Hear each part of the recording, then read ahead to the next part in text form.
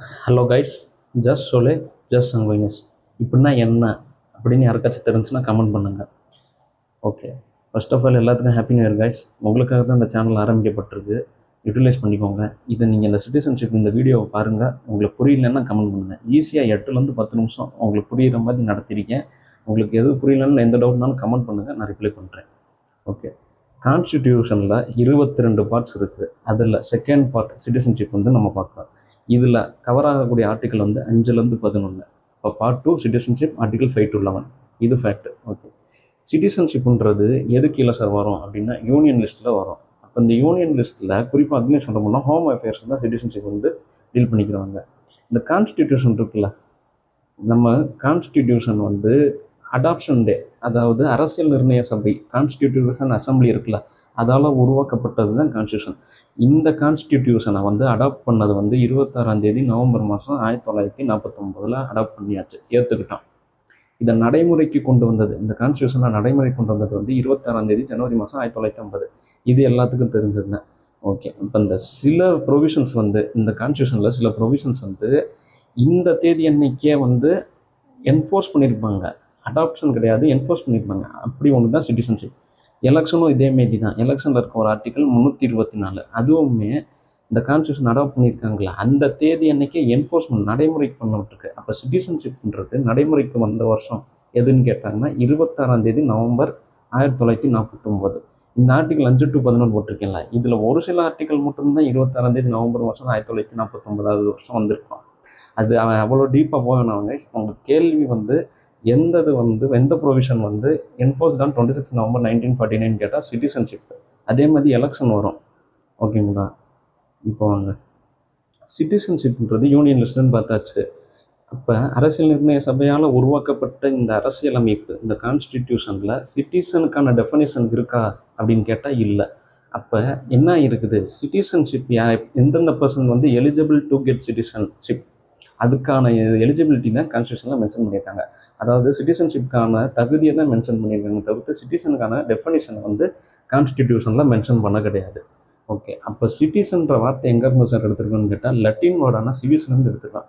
சிவிஸ்ன்றது meaning என்ன, ஒரு city இல்லை ஸ்டேட் அதில் குடியிருக்கிறது தான் சிவிஸ்ன்னு சொல்லுவாங்க. சிவிஸ்ன்றது கவர்மெண்ட்டை பற்றி படிக்கிறது தான் சிவிஸ். ஓகே, இந்தியாவில் 2 வகையான மக்கள் வந்து வசிப்பது உண்டு. ஒன்று சிட்டிசன், இன்னொன்று ஏலியன்.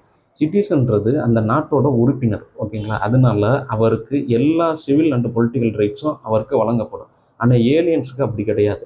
ஏலியன்ஸில் 2 கேட்டகரியாக பிரிச்சுருவாங்க. ஒன்று ஃப்ரெண்ட்லி ஏலியன்ஸ், இன்னொன்று எனிமி ஏலியன்ஸ். இந்த எனிமி ஏலியன்ஸ் வந்து நம்ம அவங்களோட சண்டையில் இருப்போம். ஃப்ரெண்ட்லி ஏலியன்றது இந்தியா வந்து நட்புறவு கொண்டாடும் நாடு வந்து ஃப்ரெண்ட்லி ஏலியன்ஸ் கேட்டகரியில் வருவாங்க. ஓகே, ஒரு சில ஃபண்டமெண்டல் ரைட்ஸ் வந்து ஏலியன்ஸுக்கு வழங்குவோம். அது என்னென்ன ஃபண்டமெண்டல் ரைட்ஸ்ன்றதை பார்ப்போம். அப்போ ஏலியன்ஸுக்கு ஒரு சில ஃபண்டமெண்டல் ரைட்ஸை வந்து வழங்குவோம். இதுலேயும் குறிப்பாக எனிமி ஏலியன் இருக்காங்களா, இந்த எனிமி ஏலியனுக்கு மட்டும் ஆர்டிகல் 22ன்ற ஒரு ஃபண்டமெண்டல் ரைட்ஸில் இருக்க ஆர்டிகல் 22 வழங்க மாட்டோம். ஆர்டிகல் 22னா என்னென்னா protection against arrest and detention. கைது பண்ணவங்களுக்கு எதுக்கு பாதுகாப்புன்னு நினைக்கலாம், அப்படி இல்லை. கைது பண்ணவங்களுக்கு காரணத்தை வந்து சொல்லணும். அவங்க வந்து வக்கீலை வந்து அவங்களுக்கு வைக்கிறதுக்கு அவங்கள அலோவ் பண்ணணும். இதெல்லாம் ஒரு சில காரணம் வந்து இருக்கும். இதை நான் ஃபண்டமெண்டல் ரைட்ஸ் நடத்தும் போது உங்களுக்கு சொல்கிறேன்.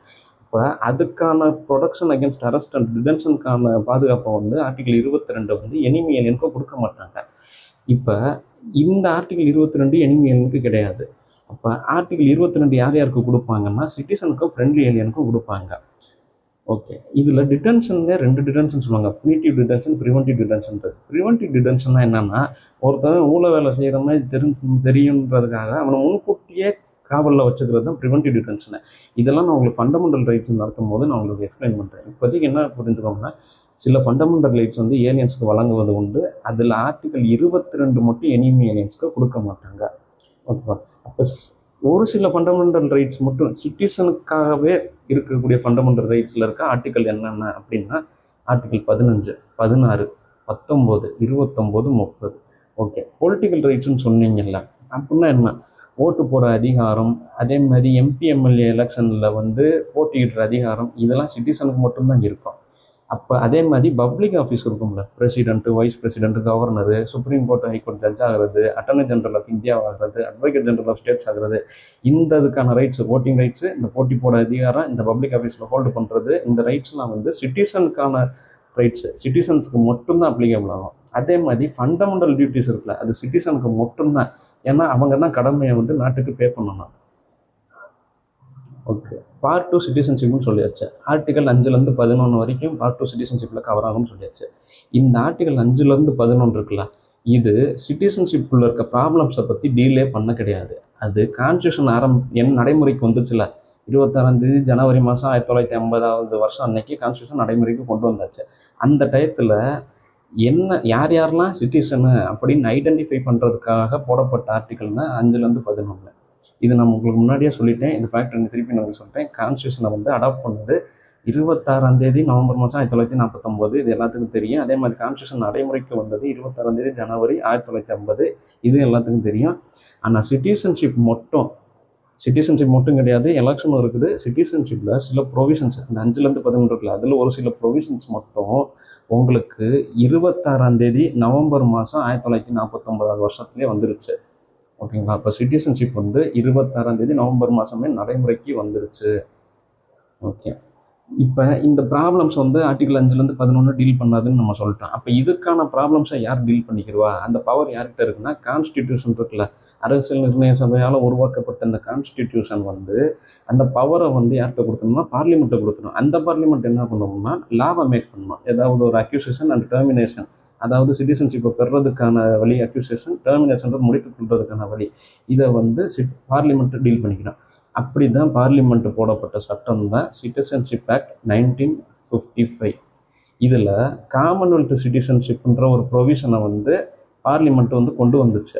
அதை வந்து வேணாம் அப்படின்ட்டு அபாலிஷ் பண்ணிட்டாங்க. அதை ரிப்பீல் பண்ணிட்டாங்க. அது எந்த வருஷம்னா, எந்த அமெண்ட்மெண்ட் மூலியமா? Citizenship act amendment 2003. அப்போ இந்த சிட்டிசன்ஷிப் ஆக்ட் 1955 வந்து அமெண்ட்மெண்ட் பண்ணிக்கலாம் கால சூழ்நிலைக்கு ஏற்பன்றதை இது மூலியமாக நம்ம புரிஞ்சுக்கலாம். அதாவது என்னென்னா, சிட்டிசன்ஷிப் ஆக்ட் வந்து பார்லிமெண்ட் வந்து 1955 கொண்டு வந்துருச்சு. அதில் வந்து காமன்வெல்த் சிட்டிசன்ஷிப்ன்ற ஒரு ப்ரொவிஷனை வந்து இன்க்ளூட் பண்ணிருந்துச்சு.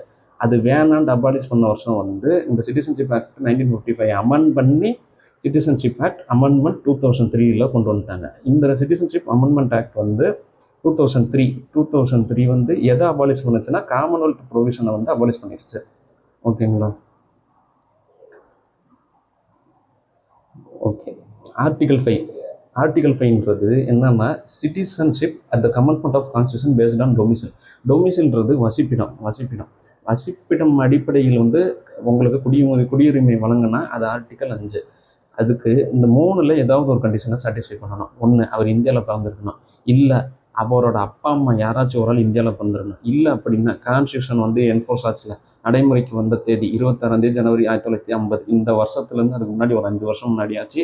பிரசிடென்ட் வந்து இந்தியாவில் இருந்திருக்கணும். அப்படி இருந்துச்சுன்னா அந்த வசிப்படம் அடிப்படையில் அவர் ஆர்டிகல் 5 யூஸ் பண்ணி இந்தியன் சிட்டிசனாக ஆகிக்கலாம்.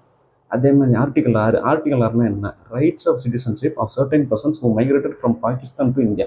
அதாவது ஒரு பர்சன் இருக்காரு, அவர் பாகிஸ்தானில் இருக்காரு, அவர் இந்தியாவுக்கு வந்துடுறாரு. எப்போ? பிஃபோர் 19 ஜூலை 1948, 19 ஜூலை 1948 முன்னாடி வந்துடுறாரு. அதாவது 18 வந்துட்டார். 18 வந்த அன்னைக்கே அவர் வந்து தங்குறாரு அப்படின்னா அவர் சிட்டிசன்ஷிப்பாக ஆகிடலாம்.